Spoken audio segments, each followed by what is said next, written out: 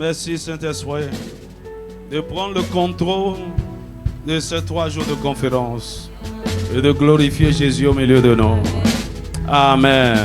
Est-ce que tu peux acclamer le Saint-Esprit? Et avant de t'asseoir, j'aimerais que tu salues au moins 3 personnes autour de toi de façon chaleureuse. Cette personne importante à ta gauche, à ta droite. Salue la main, dis bienvenue. Bienvenue à la montagne de la transformation.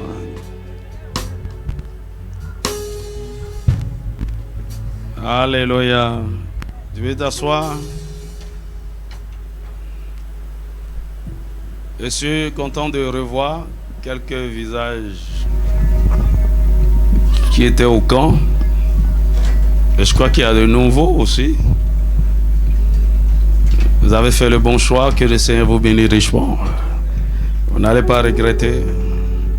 Alléluia. Vous savez, le Seigneur a tourné ses regards vers la jeunesse en ce moment, surtout partout, sur tout le continent africain. Il y a un vent de réveil qui souffle. Il y a un mouvement de l'esprit extraordinaire. Et je vois de plus en plus la soif, l'amour pour Dieu qui augmente parmi les jeunes gens. Mais au milieu de tout ça, il faut que les choses soient recadrées un peu. Je vois beaucoup d'agitation, beaucoup de ferveur, beaucoup de zèle. Mais il faut que les ailes soient recadrées. Amen. Et c'est pourquoi le Seigneur nous a instruits de tenir encore cette conférence. Ce n'était pas évident. Il y a beaucoup de choses à faire. D'ailleurs, j'ai sacrifié tellement de choses. On va finir tout à l'heure. Toi, tu vas rentrer. Mais moi, je dois veiller. Pas forcément pour la conférence. Okay?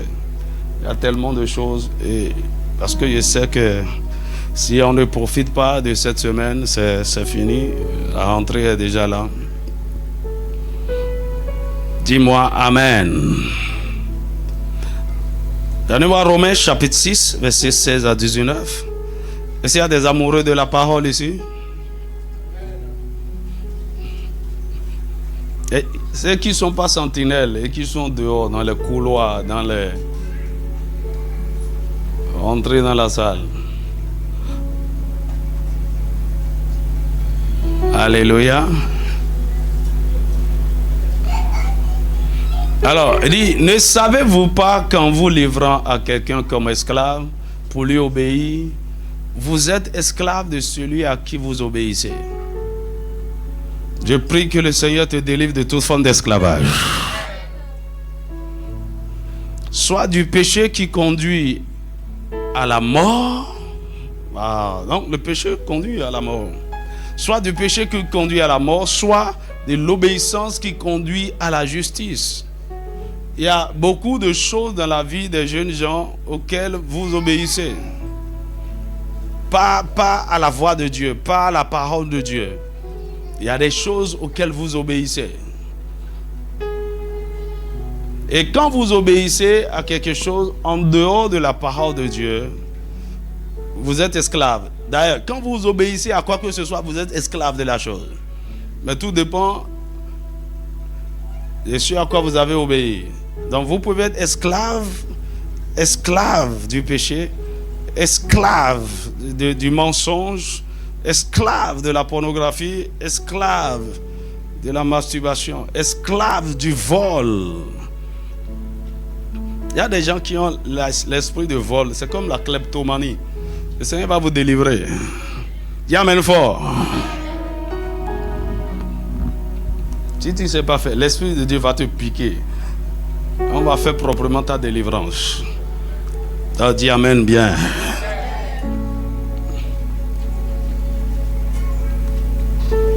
Tu vois, quand on est en train de faire des choses en cachette, on croit que personne ne nous voit. Hein.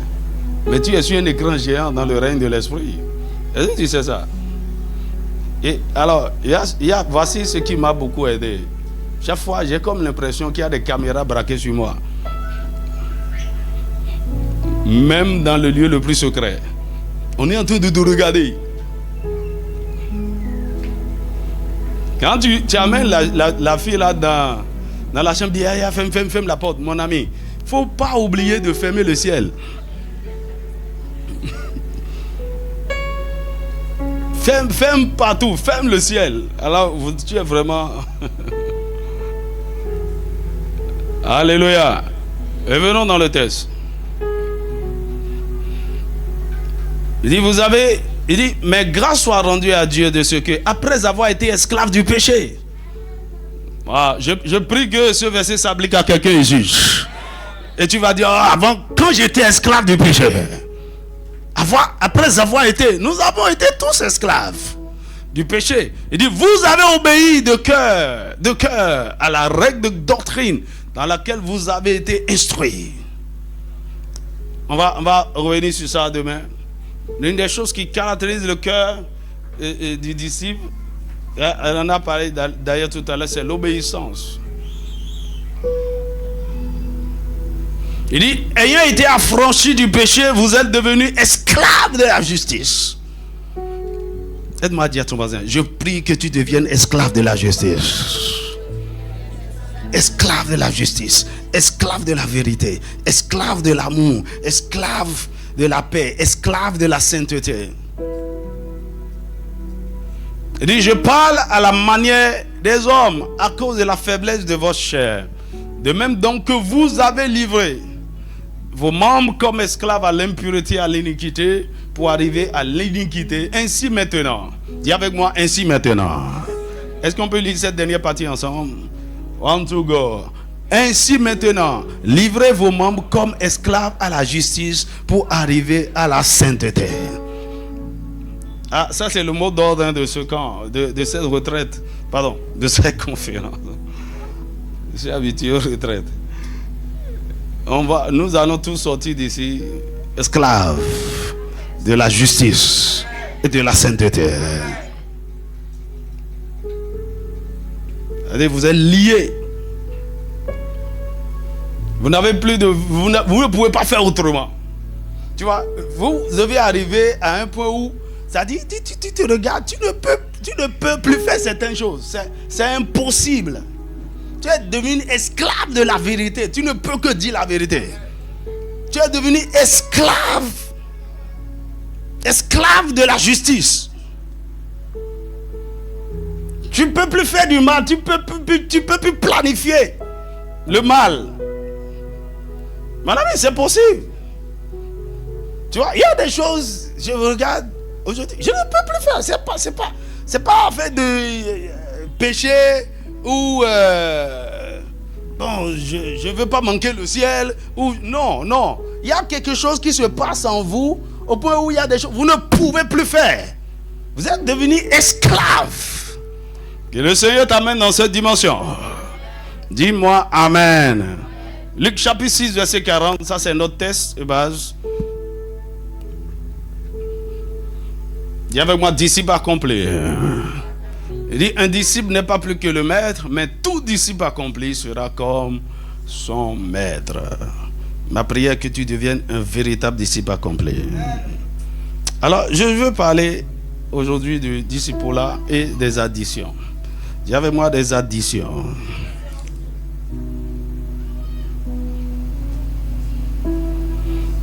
Alors, c'est tout comme s'il y a une sorte d'envoûtement sur la jeunesse aujourd'hui un peu partout. Et au milieu de cette effervescence, on est en train de sauter, de chanter, de crier Jésus, de prier même. Il y a beaucoup de choses qui se passent en bas là. Dis amen.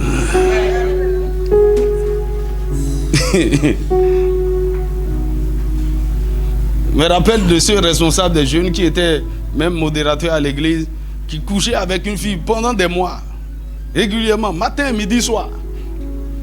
Et il osait venir prendre le micro à l'église pour dire Alléluia.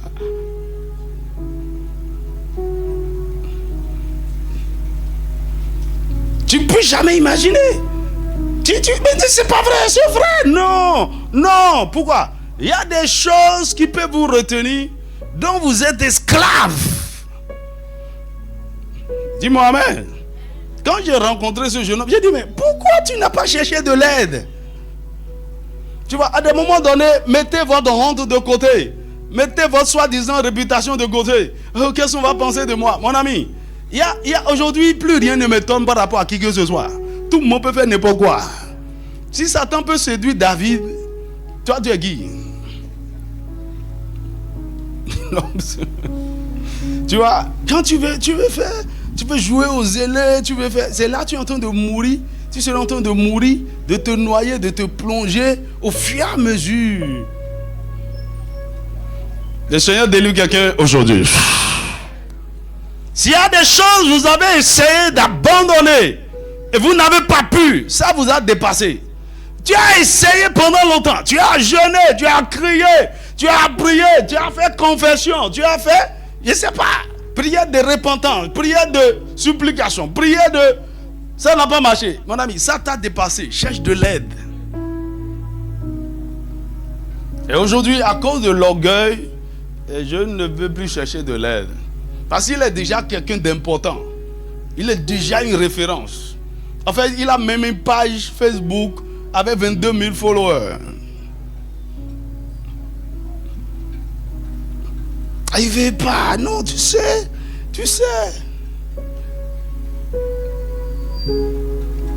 Disciple-là et addiction. J'ai vu dans le camp, quand on a fait des ateliers, l'atelier des tentations et des addictions avait battu le record. Oh, dis-moi amen. Qui sont ceux qui étaient là-bas? J'ai dit, mais c'est quoi ça? Tout le monde est allé là-bas. Et deux personnes sont restées au niveau de l'atelier guérison des cœurs. Je vais te prouver tout à l'heure que tu t'es trompé. Normalement, là où tout le monde devait rester, c'était au niveau de la guérison des cœurs. Parce que vous ne comprenez pas le mécanisme des addictions. Et c'est ce que je vais te montrer tout à l'heure. Que le Seigneur te donne l'entendement. Dis-moi un vrai amen. Alors tout à l'heure, on vous a parlé de comment développer... elle n'a pas parlé de comment. Elle a juste cité les cœurs. Et puis elle était pressée aussi. Tu as fait combien de temps? Tu n'as pas fait 30 minutes. Elle a parlé des types de cœurs qu'un disciple doit avoir. Par exemple, un cœur enseignable.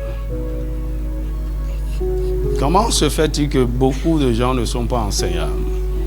Alors, ils peuvent être champions à l'école. Vous savez, il y a une différence entre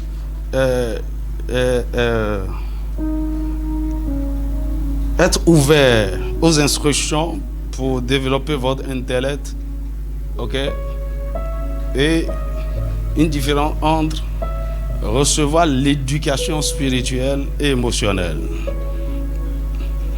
Dis-moi amen. Ok, c'est deux choses, hein, c'est deux dimensions. Si j'avais le temps, j'allais vous montrer. Tu vois, vous allez bien comprendre la biologie, la physiologie de l'homme, comment on est constitué, surtout quand on parle du cœur, de l'âme.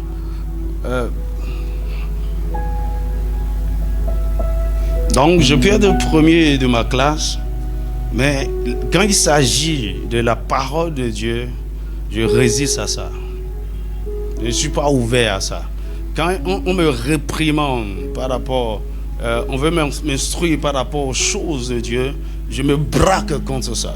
Tu vois, il y a des gens naturellement qui sont rebelles, résistants à la parole. Il y en a même quand je suis en train de parler maintenant, tu vas voir, la parole va me revenir. Oui, le cœur est fermé, c'est dur. Et parfois, même quand parce que moi, ma parole, à des moments donnés, ça part comme caillou, ça peut partir comme flèche, ça peut venir comme une épée. Et quand à un moment donné, tu vas commencer par t'énerver contre moi. Parce que ça va venir, ça va vouloir percer. Et puisque tu n'es pas ouvert, il y aura une sorte de clash. Et tu vas t'énerver, mais pourquoi? Oh, la parole doit entrer pour te faire du bien. Qu'est-ce qui s'est passé? Ton cœur est devenu si dur, si rebelle. Et puis, le problème, c'est pas que on ne peut pas t'instruire. Hein. Le problème, c'est le fait que l'instruction n'est pas venue de toi.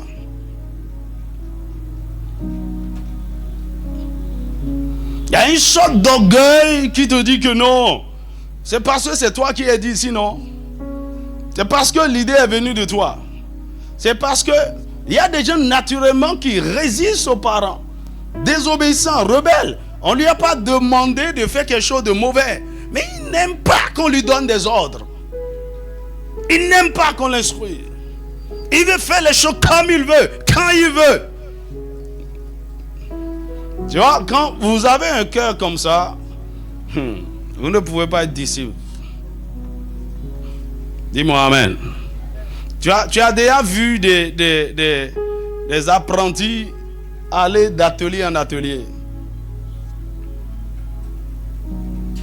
Il ne peut pas apprendre. Parce qu'il refuse d'être brisé. Vous savez, la première des choses que le Saint-Esprit fait sur vous, s'il veut vous amener loin, c'est de vous briser. Et quand vous résistez au brisement, c'est fini pour vous. Et c'est pourquoi, lorsqu'il voit que votre cœur est dur, vous êtes trop orgueilleux, il vous fera rencontrer quelqu'un comme moi.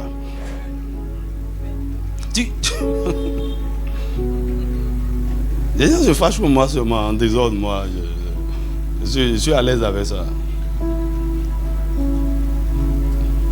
C'est-à-dire, tu ne veux pas le brisement, tu vois. Tu n'aimes pas les instructions. Tu n'aimes pas qu'on te dise certaines choses. Si tu n'acceptes pas ça, et que tu t'humilies, le Saint-Esprit ne peut pas continuer le travail avec toi. Vous savez, il y a des gens, ils sont tellement têtus, tellement rebelles, que même les parents les oublient. Dis d'ailleurs, à partir d'aujourd'hui, si tu veux faire quoi que ce soit de ta vie, bon vent. Mon ami, les parents font ça. Hein. Laisse-moi te dire que Dieu aussi fait ça. Tu arrives à un point où il te dit, ok, je te livre à toi-même. Je prie que cela ne soit pas ton cas. Et surtout, il y a un danger. Si j'avais le temps, j'allais vous expliquer le danger de la rébellion. Surtout quand vous vous rebellez contre une autorité à cause d'une instruction que vous avez reçue, il va vous arriver exactement ce qui s'est passé avec Adam dans le jardin d'Éden. Ok, donc il faut réfléchir sur ça.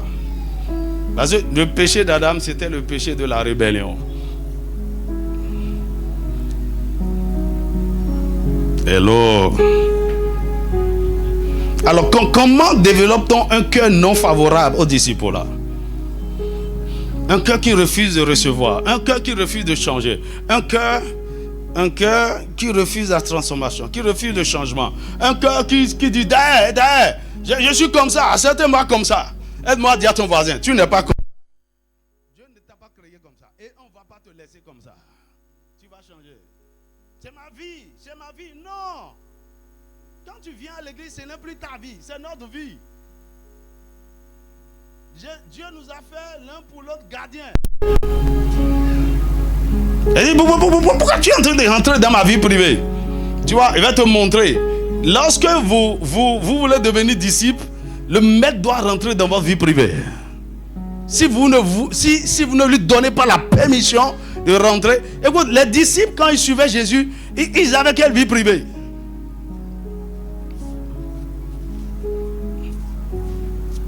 Et ils dormaient dans les champs. Et ils dormaient partout. Là où ils ont... Ils avaient tout était nu. Dis-moi amen.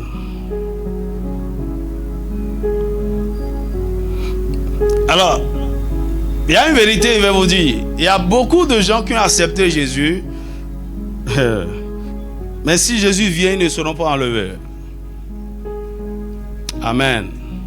Il y a beaucoup de gens qui ont accepté Jésus. Laisse-moi te choquer.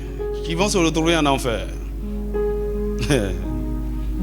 Il suffit d'avoir Jésus et dire ouais, tu es ceci, tu es ceci. Lorsque tu acceptes réellement Jésus, on doit le voir à travers les fruits que tu portes.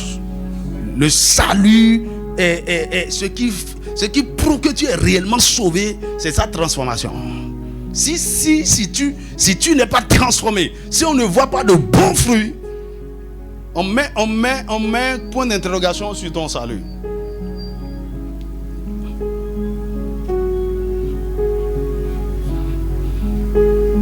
Donc, sauvé hier, sauvé aujourd'hui, sauvé pour toujours, mon ami. Salut éternel, garantie et tout. Mon ami, j'ai fait la théologie, par la grâce de Dieu. J'ai étudié ce truc dans recto verso. Que ce soit en grec, que ce soit en hébreu, que ce soit. J'ai compris. Il ne faut pas que quelqu'un vous trompe. Vous acceptez Jésus. La chose suivante, c'est votre transformation à l'image de Jésus. Dis-moi amen. Maintenant, pourquoi beaucoup de gens ont des cœurs qui résistent au changement, qui résistent à la transformation, et malgré les années qu'ils font à l'église, écoutant la parole de Dieu, priant, servant même à l'église, ils ne changent jamais?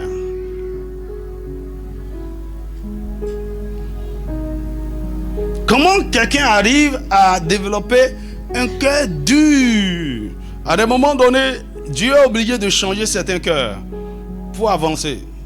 Sinon, il n'y a plus rien de bon dans ce cœur. Comment quelqu'un arrive à développer ce cœur amer, qui ne pardonne jamais, qui planifie le mal contre des gens à l'église? La plupart des gens qui insultent des gens sur les réseaux sociaux, ce sont les églisiens, pas des disciples, les églisiens. Ça c'est le mot existe, il faut chercher. Ils vont à l'église. C'est eux qui exposent des pasteurs, c'est eux qui exposent, c'est eux qui font des partages, des likes bizarres. Ils sont champions, ils commandent tout, ils savent tout. Qu'est-ce qui arrive aux gens comme ça? Qu'est-ce qui s'est passé? Il y a ces trois raisons. Okay? La première raison, c'est la corruption du péché originel sur le cœur humain. À cause du péché originel, le cœur humain a été corrompu, a été dépravé, a été, tu vois.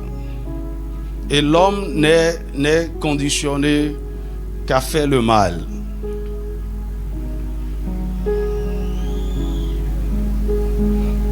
Donc, on a, comme notre père Adam, beaucoup de gens ont développé naturellement un cœur indépendant, un cœur orgueilleux, un cœur qui désobéit, qui se rebelle contre l'autorité. Ça, c'est naturel. Ok? C'est pourquoi quand un enfant naît, tu ne lui apprends pas à être têtu. Même il n'a pas encore 2 ans. Il va dire, dépose ça. Il va te dire, je ne dépose pas. Donne ça, je ne donne pas. Viens ici, je ne viens pas. Qui lui a appris ça? Là, on est avec le péché originel. Qui a fait ça? Qui a déchiré le fauteuil? C'est pas moi, hein? Un enfant de 2 ans. Il veut se protéger par le mensonge. On lui donne le repas, il dit que le morceau de viande n'est pas gros.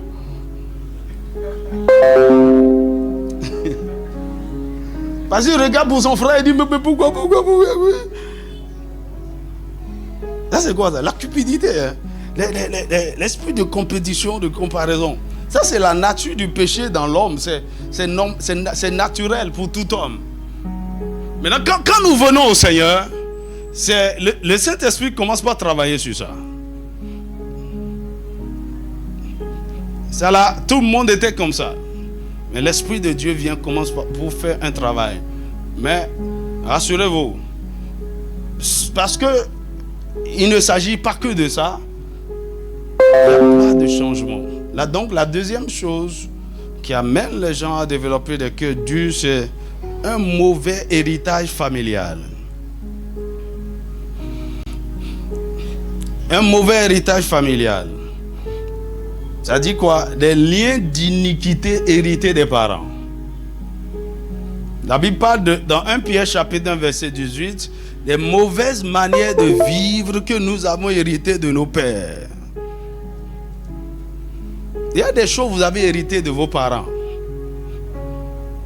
en bien et en mal. Hello. Il y a des choses que tu n'aimes pas même chez tes parents, mais tu sais pas que c'est en toi. Coefficient. Dis-moi amen. Qui c'est qui ressemble à un de ses parents? Maman ou papa? Au moins physiquement, non. Ça là, tu acceptes. Maintenant, qui c'est qui a hérité la colère de sa maman?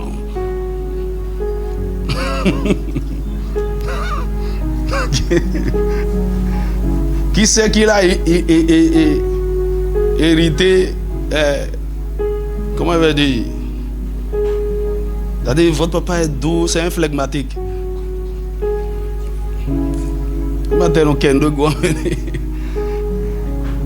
Et puis un enfant hérite ça aussi. S'en fout, il se fâche jamais, il est tranquille, il est... Il dit, et papa m'a dit, oui, m'a doré, Dieu y a quoi les deux.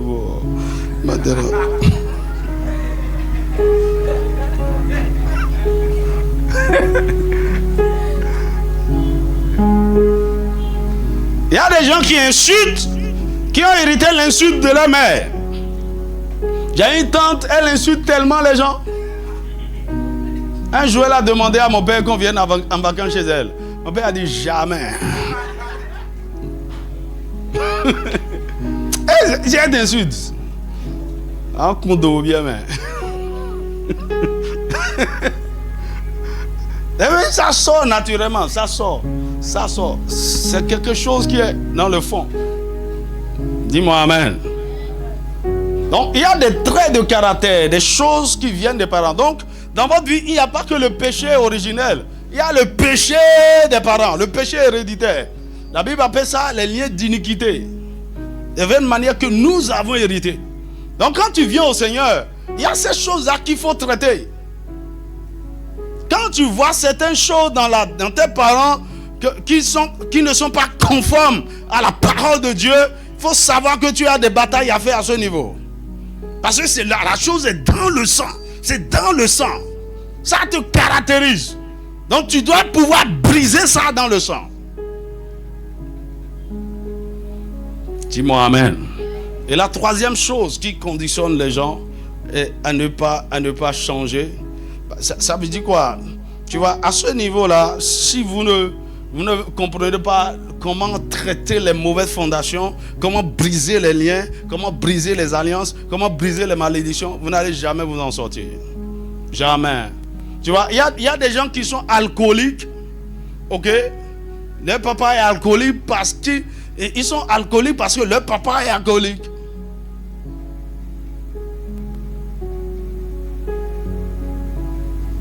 Tu vois, le papa, il prend sa bière, il boit un peu même, il regarde le niveau, il met ça dans le frigo. Du Junior, qui a bu un peu de... Il dit, on ne boit pas l'alcool. Pendant qu'il dit ça, il est en train de boire. Et le petit, mais mon papa, il est un hypocrite. Mon ami, la chose est déjà entrée dans ton sang. Tu dois combattre ça. Tu vois, il y a des gens qui sont sortis des familles compliquées. Votre père était polygame. Non seulement en dehors des femmes qu'on connaît, les cadres qui sont dans la maison, qui ont fait 25 enfants, il y en a aussi dehors. Mon ami, tu vas répliquer la même chose. Il ne faut pas dire, j'ai accepté Jésus, les choses anciennes sont passées. Il y a un travail qu'il faut faire. Donc, la dernière chose, la troisième chose qui amène les gens à développer des cœurs difficiles au changement et à la transformation, ce sont les blessures émotionnelles ou traumatismes du cœur non traités. Ce sont les blessures émotionnelles ou traumatismes du cœur non traités.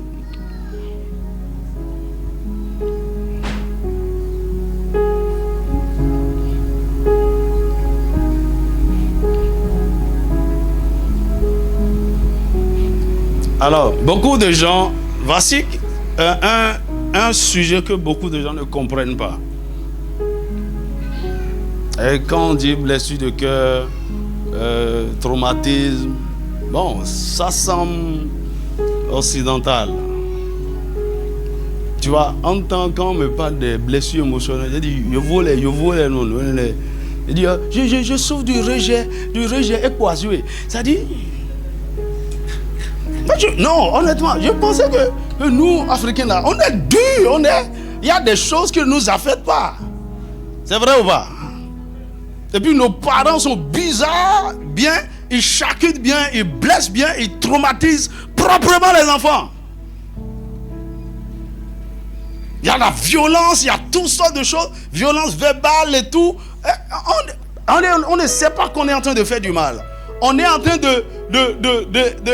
au lieu de lever une bénédiction pour la société, on est en train de susciter un rebelle, un criminel. Au point où on tape l'enfant, il regarde les parents comme ça. Je vais grandir. On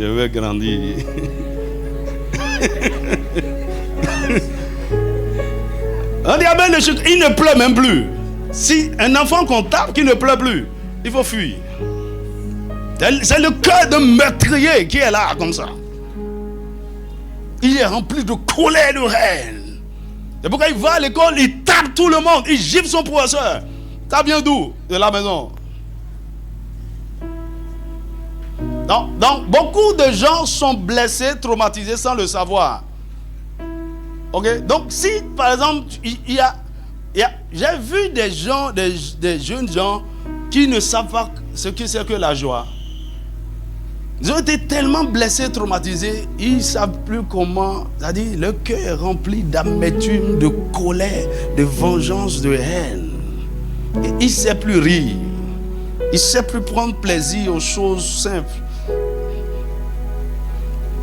J'ai délivré une jeune fille comme ça dans mon bureau. Elle vient, elle me dit, mais je viens dans votre église là. Les gens rient et sautent. Pourquoi les gens rient comme ça? Pourquoi? Qu'est-ce qui donne la joie aux gens comme ça? Elle était triste.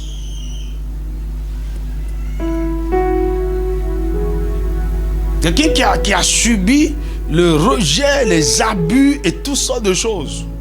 Donc quand vous êtes ici, peut-être tu ne comprends pas ce que ça veut dire être blessé, être traumatisé.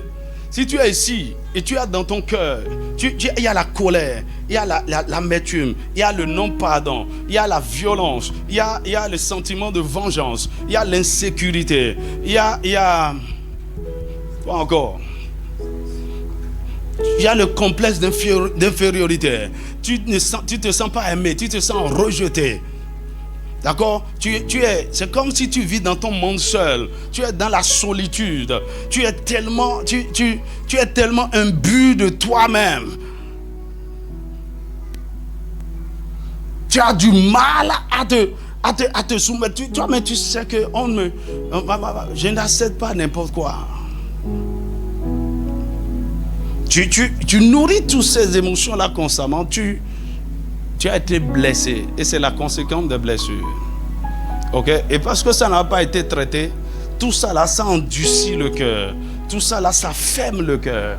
Et quand bien même, en fait, c'est difficile pour ces gens même là d'accepter Jésus, même s'ils sont à l'église pendant des années.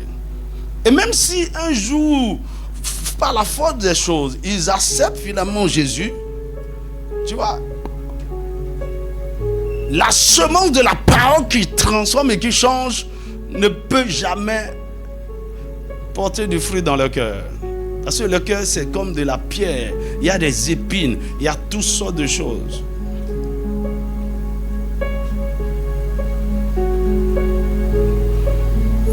Dis-moi Amen. Donc, quand on t'a abusé verbalement, tu ne vaux rien, regarde-moi sa tête. Des trucs comme ça, depuis l'enfance, tu es blessé sans le savoir. Ok? Il y a peut-être ici des gens qui ont été abusés sexuellement, violés même. Hein? Faut pas couvrir ça. Je t'en supplie, il faut chercher de l'aide après. Hello. Il faut chercher de l'aide. Il y a quelque chose de terrible. Tu vois, c'est la plus c'est la plus grave des blessures que moi je connais. En dehors du fait de tuer quelqu'un, ce qui suit, c'est violer quelqu'un. Si vous dites, en fait, vous, je ne sais pas comment expliquer. La douleur que ça produit, c'est terrible. Et là, il y a beaucoup de jeunes filles qui vivent avec ça. Les gens qui sont mariés même avec ça, elles sont jamais heureuses. Tu vois, j'ai reçu un papa qui... Il me parlait dans mon bureau et il pleurait. Il pleurait pourquoi? Parce que quand ils étaient petits, la nounou qu'il a gardée l'a violé. Tu crois que c'est les hommes seulement qui violent les femmes? La nounou qu'il a gardée l'a violé.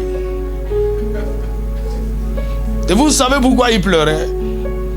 Il avait prévu l'année à laquelle il allait se venger, tuer cet homme, cette femme. Et avant l'année là, la femme est morte. Et ça lui fait mal que ce ne soit pas lui qui l'ait tué. Tu parles de quoi? C'est un homme bien. Il est venu avec sa femme dans mon bureau. Je dis, waouh. Et puis, j'ai voulu l'aider à la guérison, mais il n'a pas pu suivre. La colère, la douleur était trop. Tu vois, c'est des gens... En fait, sa vie, si on n'arrive pas à le guérir, sa vie est foutue. Non seulement il a été victime de quelque chose, mais Satan profite de ça même pour ruiner totalement sa vie.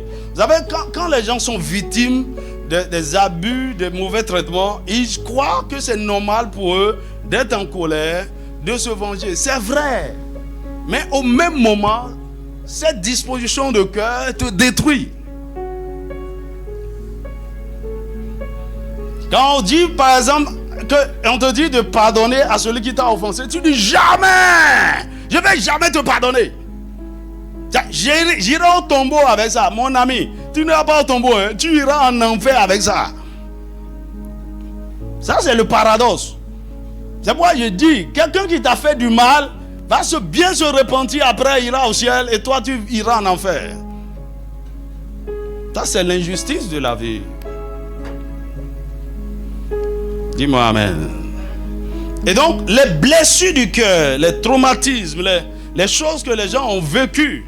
Tu vois, par exemple, quelqu'un qui n'a pas reçu l'amour est déjà blessé. Quelqu'un que sa mère n'a pas aimé est déjà blessé. Tu vois, il y a des mamans qui ne savent pas aimer. Mais il y a un autre, on a quoi d'autre.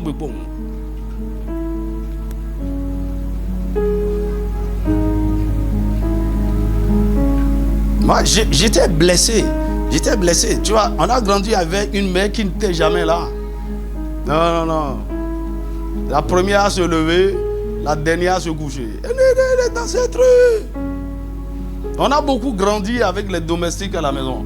Et heureusement que notre père était là. Moi, j'ai eu vraiment l'amour du père.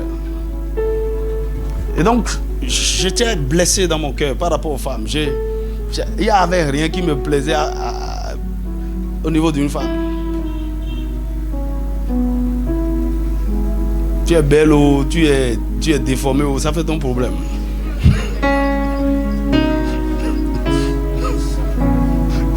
Il n'avait aucune affection. Le genre féminin là.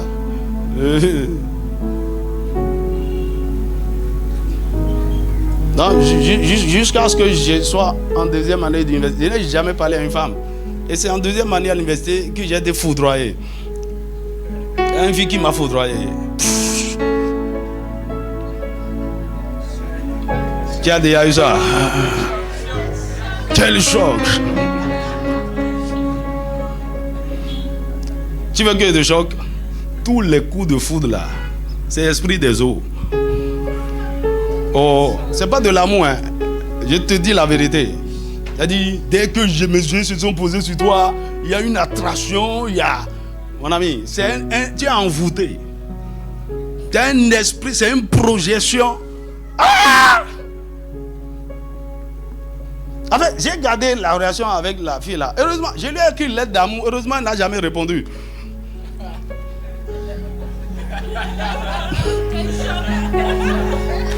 Quel choc.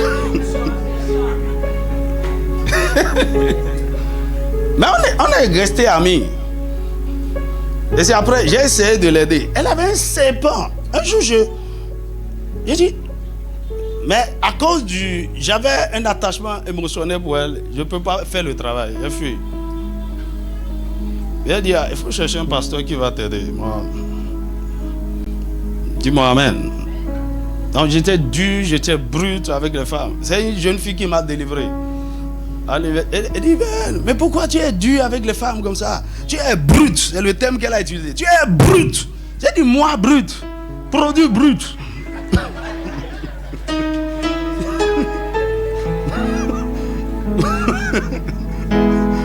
Mais en fait, au lieu que ça me fasse du mal, ça m'a fait réfléchir. Je suis rentré à la maison, c'est comme si le Saint-Esprit a utilisé. Et puis j'ai dit, mais c'est vrai. C'est vrai. C'est vrai. En ce temps-là, je ne comprenais rien du mécanisme de transformation, de comment guérir des blessures. Mais j'ai commencé par prier. Saint-Esprit, change ce cœur. Saint-Esprit, enlève ça. C'est pas normal. Parce que le problème, j'étais leader des groupes bibliques universitaires. Il y avait, quand je viens sur le campus, les filles autour de moi partout.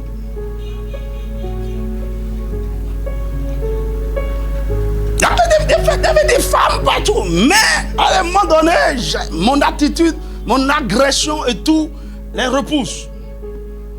Je dis, Seigneur, je vous assure, le Seigneur a commencé un travail.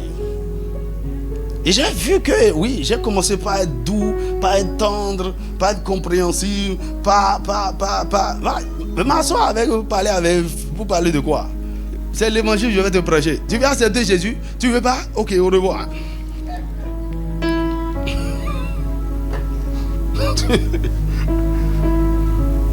Le Saint-Esprit guérit quelqu'un aujourd'hui. Donc, vous pouvez être vraiment blessé sans le savoir. Vous souffrez du rejet parce que vous avez été blessé. Vous vous sentez seul, isolé parce que vous avez été blessé. Vous vous sentez rabaissé, humilié. C'est comme si vous n'avez pas de valeur, dévalorisé. Vous avez été blessé et vous avez besoin d'être guéri. C'est toutes ces choses-là qui rendent les cœurs durs. Dis-moi amen. Donc, ces blessures émotionnelles non guéries, elles constituent la principale raison des vies non transformées par le Saint-Esprit. Et qui conduit vers les addictions. C'est ça qui conduit vers les addictions. Dis avec moi, addiction. Alors, les addictions sont essentiellement une complication des traumatismes du cœur. C'est une complication. Vous savez, quand vous avez une maladie, qu'on ne traite pas à temps, ça peut se compliquer. Ce qui pouvait être guéri peut devenir incurable. Ou on peut guérir ça et ça va laisser des séquelles. Donc, on peut guérir de tout traumatisme, de toute blessure. D'accord? Mais quand ça n'a pas été fait, ça donne des complications. Et l'une des complications, ce sont les addictions. Et quand ces addictions arrivent, cela empire la condition du cœur et rend ça encore plus dur.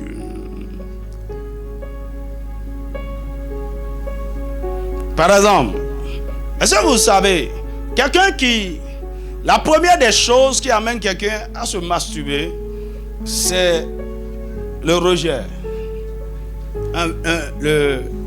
Le vide affectif que vous voulez combler. D'accord? Et vous voulez combler ça par un plaisir. Je vais te montrer comment on a du plaisir. Tout le monde a besoin du plaisir. Dieu a créé tout ce qu'il faut en nous pour être heureux, pour avoir du plaisir. D'accord? Maintenant, quand vous ne savez plus comment vous donner du plaisir naturellement, ok? Vous cherchez du plaisir dans ces choses. En fait, vous cherchez de l'accompagnement. Tu vois, c'est pourquoi quelqu'un peut être marié, avoir le sexe à disposition, mais continuer dans la masturbation, dans la pornographie. Pourquoi? Il y a un vide que la personne essaie de combler. Est-ce que tu me suis? Et en s'adonnant à ça, ces personnes commencent par perdre au fur et à mesure la sensibilité face au sexe opposé. La personne perd de plus en plus l'affection, l'attachement au sexe opposé. Quand la personne est mariée, la personne commence par s'éloigner de plus en plus de sa femme. La personne ne peut plus même trouver du plaisir avec sa femme. Pourquoi? Il y a des esprits qui commencent par contrôler la personne. Parce qu'il y a un truc. Si vous pouvez combler le besoin du plaisir ailleurs, vous n'avez plus besoin de... Tu vois, c'est comme quelqu'un qui a déjà mangé. À moins qu'il soit gourmand, si tu lui présentes son plat préféré, il va dire, vraiment, je suis rassasié. Mais rassasié de la mauvaise manière. Est-ce que quelqu'un me suit? Le Seigneur délivre quelqu'un. Que le Seigneur te donne l'entendement et l'intelligence. Parce que je veux parler à ton intelligence. Que tu comprennes comment les choses se passent. Alors, d'abord, c'est quoi une addiction? Une addiction est une dépendance psychique. Donc, c'est au niveau de l'âme. Donc, on peut dire que c'est une dépendance psychique ou émotionnelle. D'accord? Mais aussi physique. C'est une dépendance psychique ou émotionnelle et physique à une substance, de la nourriture, une activité, une pratique ou une structure sociale. Par exemple de structure sociale, tu es dans une communauté où tout le monde boit l'alcool. Ça, c'est une structure sociale. D'accord? Et pour te conformer à la structure, tu vas commencer par boire. Ou bien tu es avec des amis, ok? Et parce que tu veux appartenir au groupe, tu vas commencer par faire des choses que tu ne devrais pas faire. Est-ce qu'on est ensemble? Tu es une structure sociale, par exemple, c'est les gens te regardent et disent, comment? À 23 ans, tu es toujours vierge. C'est quoi ça?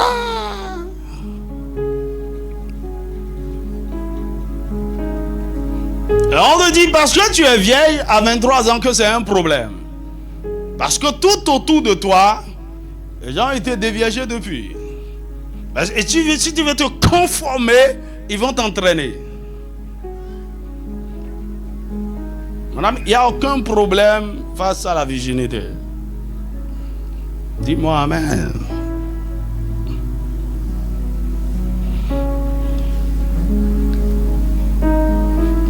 Donc je disais, c'est une addiction, une dépendance psychique. Une addiction est une dépendance psychique, émotionnelle, physique à une substance, à une nourriture, à une activité, à une pratique ou à une structure sociale menant à une consommation ou une répétition compulsive. Menant à une consommation, la consommation de l'alcool, consommation de la drogue, consommation du tabac, consommation à une répétition compulsive, entraînant une perte de liberté d'action. Quand vous entrez dans l'addiction, à un moment donné, vous perdez votre liberté d'action. Vous ne pouvez plus choisir, vous ne pouvez plus décider de vous en sortir comme ça. Vous devenez esclave. Donc une perte de liberté d'action et même de penser. À un moment donné, vous ne pouvez plus vous empêcher de penser. De penser à la chose, de penser à ce péché, d'imaginer, d'avoir des pensées impures. Tu vois, j'ai vu une image récemment sur les réseaux sociaux. Je ne sais pas, je dis c'est quelque part aux États-Unis où on montrait une communauté noire dans les rues, drogue et détruite par la drogue. déformés. Ok, quand ces gens-là ont commencé par voir les conséquences de la drogue, pourquoi ils ne peuvent pas s'arrêter? L'addiction vous conditionne. Vous ne pouvez plus vous empêcher. Même si ça, c'est en train de vous tuer, c'est comme si c'est de ça que vous avez besoin pour survivre. Or, ça vous tue, ça vous détruit, ça vous défigure. Ça vous... En fait, toute addiction que vous n'arrêtez pas finira par vous détruire. Et je prie que le Seigneur te fasse miséricorde. Donc, une personne addicte est une personne esclave du péché ou prisonnier de Satan. Comme le texte que nous avons lu dans Romains 6. Il est devenu esclave du péché, prisonnier. Donc, un esclave, on lui dit ce qu'il doit faire. Un esclave n'a plus de liberté. Un prisonnier ne détermine pas quand il va sortir. On nourrit le prisonnier de ce qu'on veut et quand on veut. Et c'est ce que le péché fait de nous. Le Seigneur te sort de cette prison au nom de Jésus. Une personne adulte, c'est une personne vaincue par les tentations. Parce que toute addiction commence par une tentation. Et c'est en cédant aux tentations, encore et encore, que tu deviens captif. Dis-moi amen. Jacques chapitre 1 verset 13 à 15. Jacques chapitre 1 verset 13 à 15. 1 Corinthiens chapitre 10 verset 13. Donnez-moi ça. 1 Corinthiens 10, 13. Alors un homme quand il est normal a la capacité de surmonter les tentations. N'importe quelle tentation qui arrive, le Seigneur dit qu'il nous donnera la force de nous... Il dit aucune tentation ne vous est souvenue qui n'ait été humaine. Et Dieu qui est fidèle ne permettra pas que vous soyez tentés au-delà de vos forces. Mais avec la tentation, il préparera aussi le moyen d'en sortir, afin que vous puissiez la supporter. Ça c'est ce que la parole de Dieu dit. Donc, il y a toujours une porte de sortie de n'importe quelle tentation. Mais pourquoi, à un moment donné, tu n'arrives pas à t'en sortir? La tentation, ça veut dire que tu n'es plus normal. Tu es rentré dans le cercle vicieux de l'addiction, que je vais te montrer tout à l'heure. Une personne addicte est une personne qui s'est laissée asservir par un plaisir temporaire. Paul dit, 1 Corinthiens chapitre 6 verset 12, il dit tout m'est permis. Il dit tout m'est permis. Mais je ne me laisserai pas asservir par quoi que ce soit. Il dit tout m'est permis, mais tout n'est pas utile. Il y a des choses, tu te dis, ouais, tu as la permission, c'est pas utile. Ah, c'est mon corps, je fais de ça ce que je veux. Tout n'est pas utile. Le péché n'est pas utile. La drogue n'est pas utile. L'alcool n'est pas utile. Mais pourquoi tu en prends? Parce que tu t'es laissé asservir par quelque chose.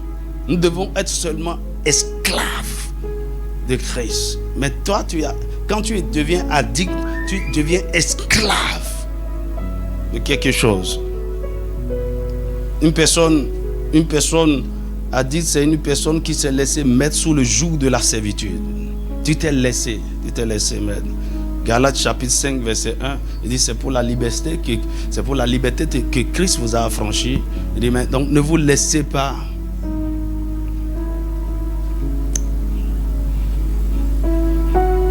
mettre sous le joug de la servitude. C'est un joug. Une addiction, c'est un joug, c'est un fardeau et qui va vous empêcher d'aller vite et loin dans la vie. Et sur cette montagne, le Seigneur te délivre de ce joug. Le Seigneur te sort de cette servitude. Dis-moi un vrai amen. Alors, on tombe dans une addiction lorsqu'on a un vide à combler. Et on a besoin de combler absolument ce vide.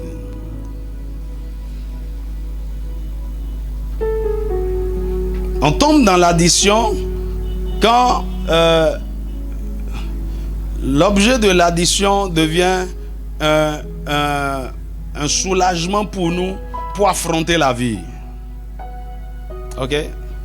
Par exemple, il y a des gens, il faut qu'ils boivent de l'alcool pour avoir le courage de parler. Alors j'ai constaté au Burkina, et la plupart des Burkinabés, quand je leur dis vous avez une addiction au café, ils me disent non, c'est pas de l'addition. Ils aiment boire café. Burkinabé, café. Quand on va au cours, il y a café derrière la salle avec l'eau chaude. Quand on vient au cours, il y a tout le monde donne 1000 francs pour pause café. Matin, soir. Et ils doivent se lever. Même sous le soleil, surtout quand il fait chaud. Ah! Le professeur t'a dit ok, allez prendre un café. Parce que le gars ne tient plus. Mais c'est quelle habitude? C'est de l'addition. Et quelqu'un me dit non, on va étudier ça bien pour savoir si c'est de l'addiction. Non, c'est juste une habitude sociale. Tout le monde, non. Tu vois, quelque chose peut être une habitude sociale. Mais quand vous en abusez, ça devient une addition. Tu ne peux pas t'en passer.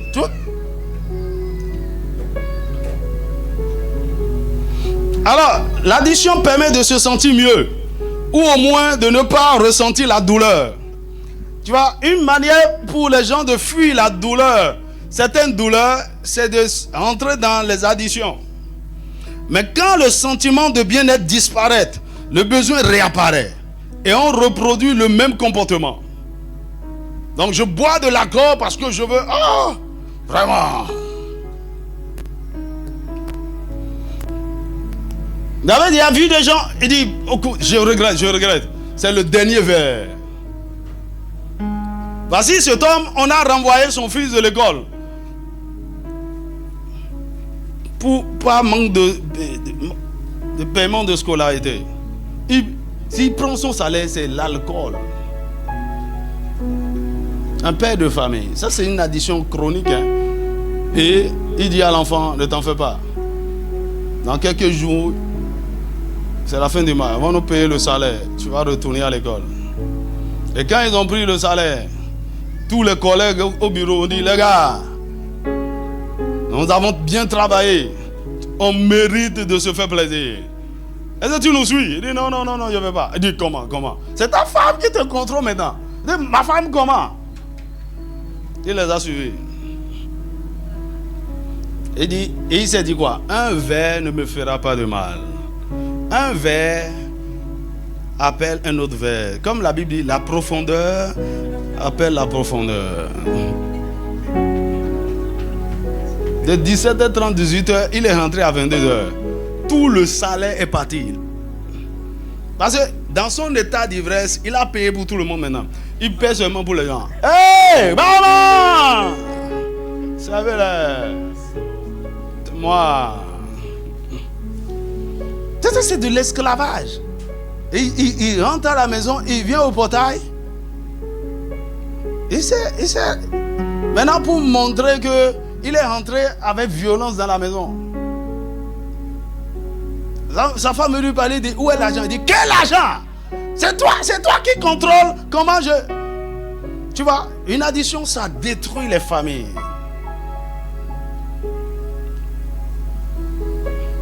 Tu peux plus te contrôler, mais qu'est-ce qui se passe?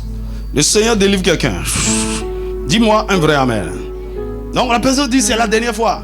C'est la dernière fois il veut me masturber. C'est la dernière fois. Parce que quand tu finis, toute situation d'addiction, après avoir satisfait le besoin, ça te conduit toujours dans le regret et la culpabilité. Et tu dis j'arrête. Mon ami, c'est déjà plus fort que toi. Tu tombes dans l'addiction. Et vous savez ce qui se passe? Lorsque vous habituez votre corps à chercher du plaisir extérieur en dehors des plaisirs naturels, le corps à un moment donné cesse de produire les substances chimiques qui permettent normalement de se sentir bien. Tu vois, Dieu est trop sage. Dieu est trop sage. Écoute-moi, Dieu est trop sage.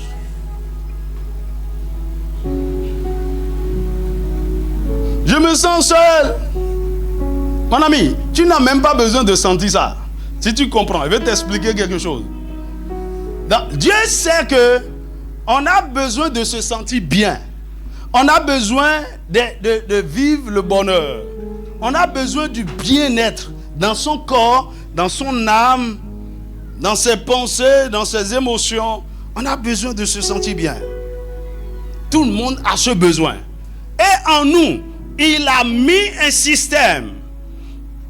Il y a un organe au niveau de notre cerveau qui sécrète les substances chimiques du bien-être ou du bonheur. Et lorsque vous avez besoin du plaisir, il suffit juste de les activer.